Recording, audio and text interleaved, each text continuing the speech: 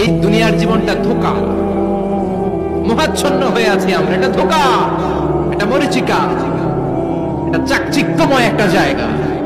মৃত্যুর পর মনে হবে একটা দুঃস্বপ্ন ঘটেছিল আমার। বিশাল এক জগৎ পড়ে আছে সামনে।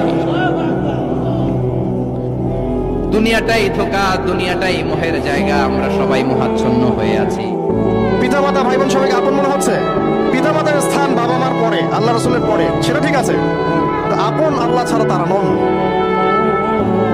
আপনি তাদের মনোভূত ভাবে নিজে প্রতিষ্ঠিত হতে পারবেন না, তারা আপনাকে চিনবে না। বলো সারাটা জীবন তোর পিছনে এত টাকা ঢাললাম, কি করলি?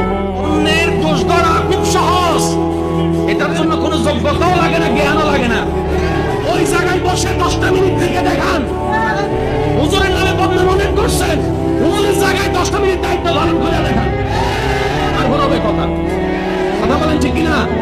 এজন্য আমি একটা থিওরি মানার চেষ্টা করি, পারি না, আমি জানি পারি না। আমি চেষ্টা করি যে কয়েকজন আমাকে ভালোবাসেন, আপনাদেরকে আমি অনুরোধ করব, যদি সাকসেস চান দোষ করবেন নিজের, অন্যের করবেন প্রশংসা।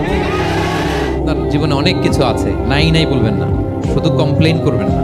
অনেকে দেখবেন শুধু অভিযোগ, এটা নাই ওইটা নাই, এই পাইলাম না, ওর আছে এটা, ওর আমার সাথে কেন এমন হয়, আমার সাথে শুধু আমার সমস্যা। এগুলো যারা বলে তাদেরকে আল্লাহ নেয়ামত আরো ছিনিয়ে নেয়।